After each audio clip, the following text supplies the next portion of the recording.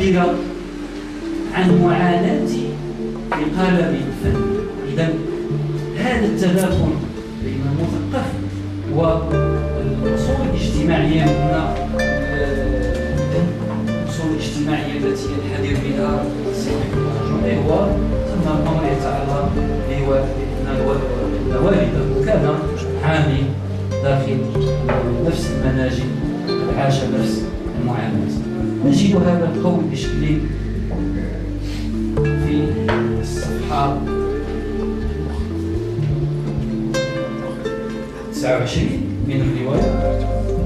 يخاطب الأب ابنه بعد مماته: كرس لي وقتك كاملا واحرص ألا يفوتك شيء، لأن كل ما أقوله لك ذو أهمية بالغة بالنسبة لي. أحاول أن أتخلص من هذه الحمولة التي تخنقني وتفض مضجعي.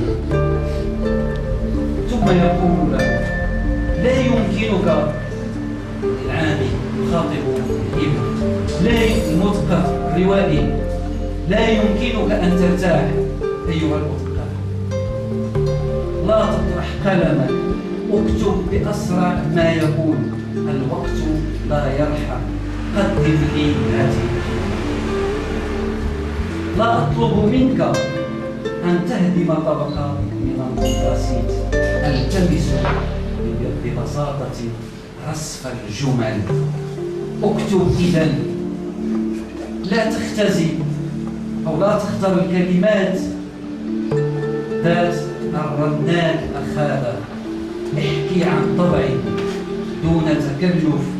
اعتمد الكلمات التي تحضرك من أول وهلة، لأنها بدون شك من تتحمل مسؤوليتها. لا أرغب في هذا النوع من الكلام الذي يدفق الخياشي كريح عروس حسناء، ولا تلك التي تبحر على سجاد الصوت.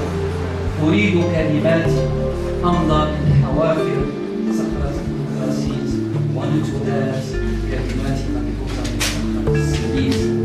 وأخيرا ألفاظا تفوح نتانة أفظع من نتانة الريح، ألفاظا كريهة كأنفاسي عند صعودي إلى السطح بعد هذا الشهر. إذا هذا المقطع من العمل الروائي يجسد بشكل واضح تورط أديب المثقف وهذا الانغماس التام والكامل في طبقة اجتماعية وهي الطبقة العاملة، ويكشف بشكل واضح أيضا التوجه الخطاب الفني والروائي الذي يتبناه الرجل، وهو لا يريد هذا الكلام الفني الذي يتباهى بجمالية اللغة ويتناسى المضمون ويتناسى العمق المعرفي للعمل الفني. يوصيه أن يبتعد عن ما هو صحفي وعن ما هو صناعة كلامية يعني متحجرة لا تخدم العمق المعرفي الذي يريد. يقول: أريد في أن يشم من يقرأ ما أمليه عليك رائحة حذاء عمل الأسود. تخيلوا معي يعني الرائحة التي يمكن أن يصدرها حذاء عثمان، يعني قمة المتانة، قمة التساوى. إذن يطالب من الفنان، من المثقف، من المبدع أن يكون وثيقا، أن يعبر عن أقصى درجات قبح وأقصى درجات تعاسة التي يمكن أن يعيشها العامل في المجتمع. وكأني أجد الأستاذ محمد العرجوني يقول: أنا المثقف، أنا الروائي، لا أتنصل من أصول الاجتماعية، لا أنفك، لا أتبرم، لا أتخلى عن أصول الاجتماعية. بالفعل تغير موقع مثقفا روائيا انخرطت في سلوك مغاير، ولكني ما زلت أرتدي جلد العامل، وما زلت أنطق وأتلفظ بلسان هذا العامل.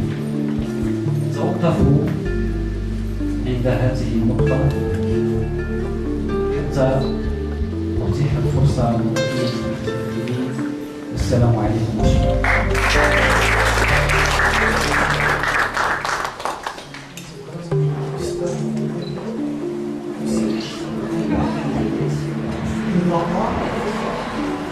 وقبل أن نقول لابد أن نستملح الحديث بالقول أن البداية حسين الفائدة شيء واحد شيء واحد ولكن التقسم فقط الى شرب قهوة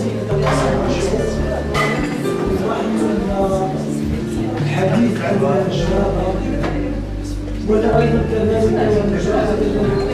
ولذلك التقسم كذلك مسائل الاسباب معه، وكذلك يتقسمون كذلك في هذا الفضاء الرمزي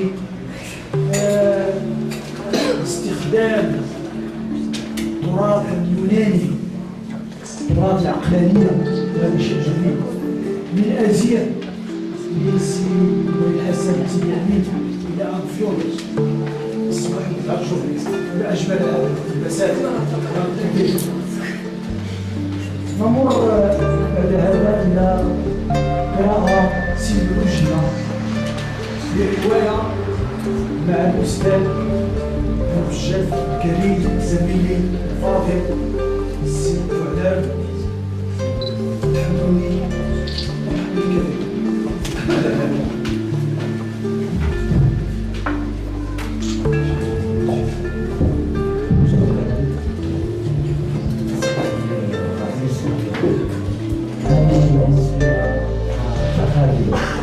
أولا قبل تدخلي أود أن أشكر جمعية المقهى الأدبي بتركيز، إخواني لنا نشاطرهم نفس الأهداف ونفس المبادئ من أجل زرع مبادئ الثقافة ونبلها، ولن نتوانى أبدا للحضور معهم وتحمل عناء السفر لمساندتهم في هذه القضية التي نعتبرها أنا وزميلي سلعجوني ورفيقي مشوار أنها من أنبل المهام أو أنبل الرسائل. شكرا جدا لإخواننا جميعا جمعية المقهى الأدبي لن أتطرق إلى عفوا لن أتطرق إلى دراسة سينارية لنص أنفيون. أعتقد أنه الكرة وصلت إلى ملعبي من السبيل الدكتور الشارك المسلم. لربما بدون صنعاء عن صورة الغلاف، لكن ما يهمني هنا أنه لا تتطرق له السلحوسي، وهي مقاربة إنها مقاربة سوسيو اجتماعية بمؤلف أنفيون، وخاصة أسلوب لو ريكيزيتوار دون أنفيون. أنا في الحقيقة كان الهدف ديالي نخدم لابخوش سوسيوبوليتيك ديال أنفيون، لكن ما ساعدنيش بخير موضوع شوية يتطلب أكثر وقتا، لأنه عدة مواضيع يتطلب لها العرجوني محمود فرانكيون إلى ربما مستقبلا سنأتي.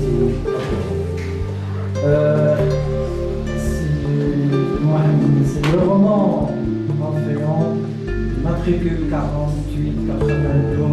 est l'un des écrits de Mohamed Al-Arjouni, romancier, poète, traducteur, ex-professeur de français, d'abord dans la ville de Jaraba, ensuite à Oujda, où il a assumé plusieurs postes dans l'administration pédagogique. C'est un militant aguerri et qui a toujours défendu les causes les plus démunies. Ce sujet, on a parlé notre ami Sunshine. Alors, ce qui m'intéresse aujourd'hui, c'est le fantastique au service du réel, à travers Orphéon, matricule 48-80. Alors, je verrai 4 points avec vous. D'abord, la structure du roman, rapidement. Deuxième partie, la culture populaire et le fantastique, le style écrit, la conclusion. Alors, en ce qui concerne la structure du roman d'Orphéon, c'est Mohamed Al-Arjouni adopte un style non linéaire. Et ce style qui est non linéaire, il est conforme au nouveau roman. Il s'agit dans Orphéon d'un ensemble de petites histoires tissées au fil d'une douzaine d'années, auxquelles il a trouvé un fil conducteur. Et ce fil conducteur qu'il a trouvé pour essayer de tisser la narration, c'est le fantastique. C'est le fantastique. Et essentiellement en utilisant, en jouant d'un côté sur le fantastique, de l'autre côté sur la culture populaire. Alors, nous avons dans cette narration qui relate divers événements que subit la classe ouvrière. Et en parlant de la classe ouvrière de Jarada, c'est un terme qui est universel, qui concerne la classe ouvrière du monde entier. Ce n'est pas propre à une région. Alors, les personnages, donc, un personnage qui, à travers le discours, il donne, le narrateur, l'auteur, le romancier donne la parole au personnage pour expliquer ou pour témoigner. Alors que dans le narrateur, dans cette fois c'est dans le récit, et non pas dans le discours, le narrateur rapporte quand les événements avec un double objectif en tant qu'adulte et en tant qu'enfant. Les deux en jouant sur le jeu. La culture populaire, le deuxième point, j'essaie d'aller rapidement. Je sais que peu de gens s'intéressent à la langue française. Alors, en ce qui concerne la culture populaire, il est un moyen qui permet de briser cette structure de la narration traditionnelle et de sortir de l'ordinaire, du normal, avec un fil conducteur essentiel qui est la cohérence de l'ensemble de petites histoires, de l'ensemble de petits événements qui se suivent à travers le roman.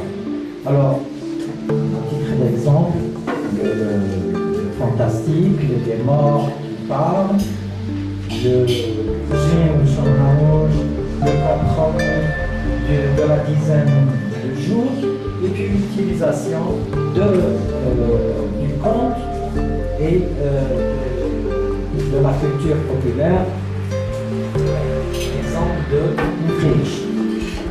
Et c'est cette culture populaire qu'introduit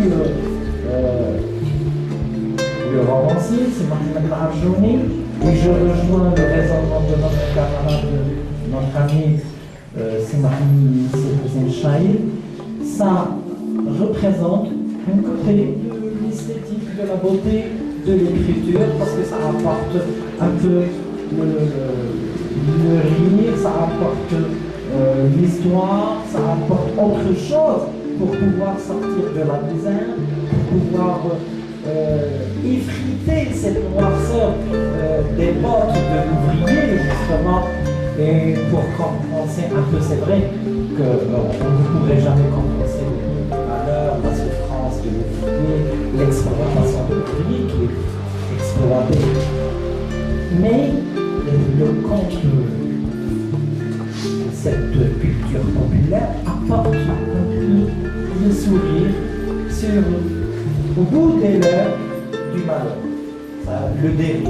Et ça, ce n'est pas du tout facile dans l'écriture romanesque. Alors le langage, rapidement, est un langage de souffrance, avec une écriture romanesque différente, avec ce dont on a parlé précédemment, la culture populaire, qui s'ajoute à la littérature des mimes. Nous parlons bien de la littérature des mimes, par exemple, de Germian, l'exemple de Zola, et à travers ce style, je dirais que si Mohamed Al-Arjouni, parce que c'est un ami, un camarade, et beaucoup plus, un frère, ce n'est pas pour ça, c'est à travers Amphion, et chaque fois en lisant Amphion, je découvre d'autres horizons. Et j'ai toujours dit qu'Amphion se déplace à travers le temps, qu'il est intemporel et qu'il peut être n'importe où, Amphion, qu'il peut être ici comme il peut être ailleurs. Il peut être à cette époque comme il peut être à une autre époque. Et là, ça me rappelle l'intervention de notre camarade tout à l'heure, le lien qu'il pouvait avoir entre Amphion de la mythologie grecque et Amphion de la condition ouvrière de Jalaba. L'un construit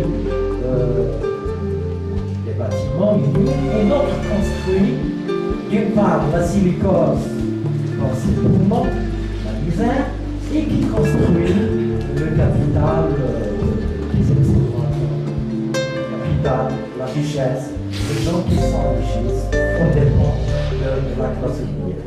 Alors, on suit toujours dans le style un compromis à travers lequel, quand même, on dessine un peu un style réquisitoire de la part de Mohamed Al-Arjouni qui met à nu, fait découvrir les misères, la souffrance de la classe ouvrière, en parlant de la classe ouvrière des ouvriers et des mineurs.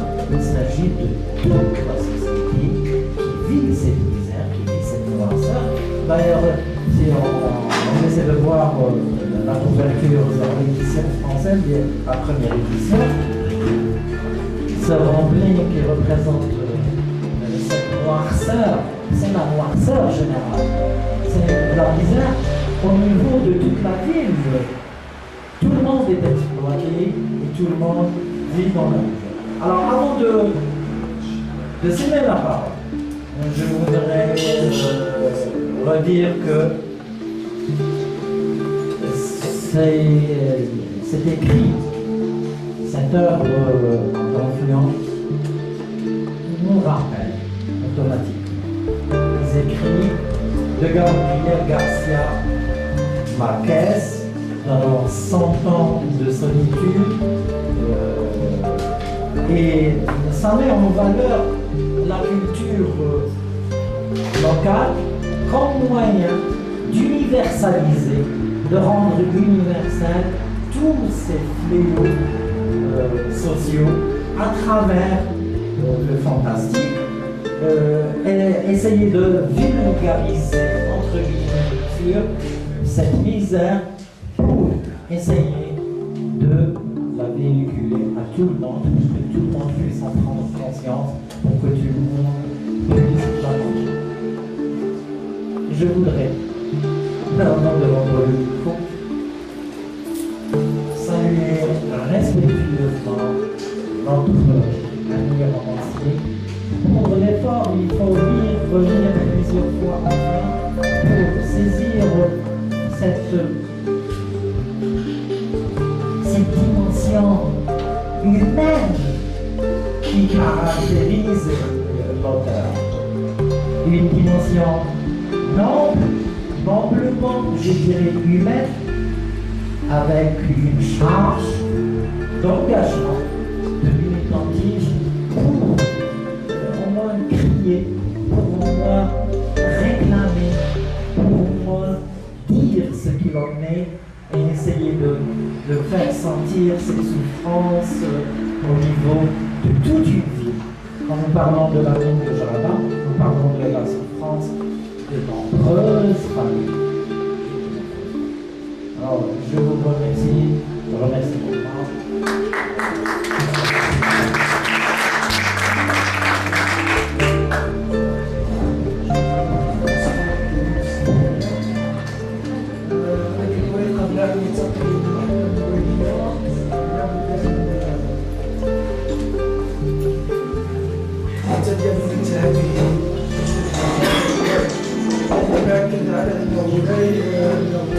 الذي هي كانت معروفة بالتعليمات تقدير الروائي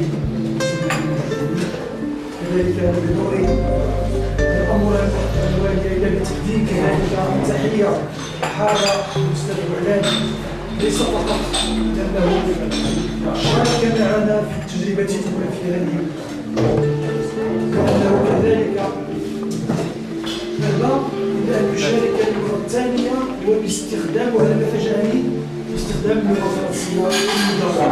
تحية للكبار والجهات المسلكة.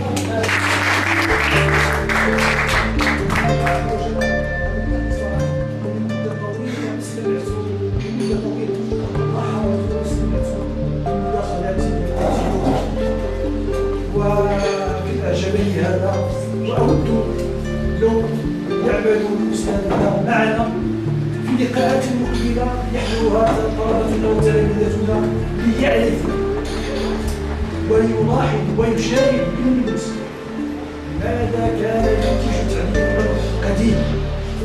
هذا نموذج التعليم ديالنا. مع الأسف لن أتحدث عن الأستاذ محمد. صاروا مباشرة المداخلة التي سيقدمها الأستاذ سيد بشير عدوان البعد التاريخي والنسب الابداعي في أرجون الدلالات التجسيدية. مساء الخير. مساء الود. مساء الحب. الأستاذ المبدع الشاعر محمد المعجوني، الأستاذ الفاضل رئيس الجلسة سي محمد عزوزي، الدكتور الناقد حسين بشار، الأستاذ الشاعر المبدع وإعلام الأردني، القائمون على نجاح هذا اللقاء المتميز، وأخص منهم بالذكر الأستاذ إجماع كريم والفنان الفوتوغرافي إسماعيل بشكري. الحضور الكرام، أسعدتم مساء وطيب الله أوقاتكم. مداخلتي ستكون حول البعد التاريخي والنسق الإبداعي في رواية أمافيون. أقول أمافيون وليس أمافيون. الرقم المهني 4892. الدلالات التجسيدية. في الواقع سأمكن اللجنة القائمة على تنظيم هذا اللقاء الأدبي من ورقة الموضوع كاملة على أن أتلو أهم مطالب مضامينها الكلمة الموجزة التالية والملخصة لمضامين الموضوع حسب ما تسمح به أعراف الأدوات القائمة على تحديد المسألة الكفيل بإبراز مضامين المعقلات وخلاصاتها. في الواقع إن ناظر المتأمل لرواية أمافيون الرقم المهني 94 ينجلي له بوضوح أنها رواية جمعت أجناس أدبية ومقامات مجازية للتعبير عن وظيفة تاريخية لمنطقة جرادة الشمال الشرقي للمغرب، وهي منطقة غير معروفة إلا لمن شاءت الصدفة فقط أن يتعرف عليها، فهي طبعا وبلا شك تعد إلى عهد قريب أو ما زالت من الماضي لغير النفاق، لكن مع وجود أعلام الفكر والثقافة والإبداع والشعر وكافة الأجناس العلمية والأدبية الكبار من قبيل السيد المبدع محمد العرجوني والسيد مجمع الكريم وغيرهما سترى إشراق النور في ظلام الدارس. قلت بأن رواية أمافيون الرقم المهني عام 98 لم تتميز فقط باتساع وقعتها واستيعابها للأشكال الأدبية المختلفة، الصرف، الشعر، الحكاية وما إلى ذلك، بل تميزت أيضا بالبحث والتنقيب في سيسيولوجيا أو في سيسيولوجيا مناجم الفحم بمنطقة جرادة، مع تقديم ومضار تاريخية مهمة بالنسبة لسياقها الشمولي في تجسيد نمطية التاريخ الوطني بشكل عام، خاصة الجهات الشرقية منه، مع ما يعرفه هذا المجال المدرع على مستوى الاهتمام الأدبي الخاص. لذا ركزت في موضوعي على شرح كل الإشارات التاريخية المتضمنة في سياق الرواية، انطلاقا من دلالة العنوان ووصولا إلى متنها، فالمتوالية الرقمية المصاحبة لمصطلح أمافيون تشير على سبيل المثال إلى الأهمية الاقتصادية لمناجم الفحم في المنطقة 1892 وأثرها الاجتماعي، وذلك باعتبار عدد المستخدمين فيها، وهو عدد لا نجد رقما موازيا له إلا في المشاريع والمقاولات الكبرى، كما أن للعدد إشارات كثيرة على مستوى الدلالة السوسيولوجية للرواية. وبالنسبة للمتن ينجلي البعد التاريخي للرواية في أغلب فصولها، وهي تتيح للقارئ السفر عبر دروب السير الذاتية للعمال وما يرتبط بهم من روابط اجتماعية، نسائهم، أطفالهم، ربائهم، روابط اقتصادية، الوضعية المالية ومدى مصاحبتها للوضعية المعاشية بالنسبة للعمال، الالتزامات، الأعداء وما إلى ذلك، روابط صحية، الوضعية الصحية للعمال والمتمثلة في موتهم الفقير المترتب من إصابتهم بالسيليكوز ومدى تأثيرها على محيطهم الخارجي، بل حتى الروابط العرقية، العمال المحليون، العمال الأجانب على المنطقة، السياق التاريخي لالتحاقهم بالمنطقة أولا ثم بالعمل في المناجم وما إلى ذلك. ومجموع هذه الروابط انعكس على الثقافة الحقوقية بالنسبة للعمال أو بالنسبة لعمال المناجم الفاعلة، والتي تصفها الرواية بما يلامس الواقع وبشكل يقرب القارئ من فهم حتى دقائق الأشكال النضالية المغربية وطابعها الاجتماعي المتميز. كما تؤرخ الرواية لحقبة زمنية اقترنت بانحطاط الحياة الاقتصادية لمدينة جرادة جراء إغلاق مناجمها بشكل يستحضر أيضا الأبعاد السوسيولوجية للحدث. وعن نسق الإبداعي والجمالي للرواية فلا أخفي عليكم هذا إعجابي بالموهبة الأدبية الرفيعة للشاعر محمد والروائي محمد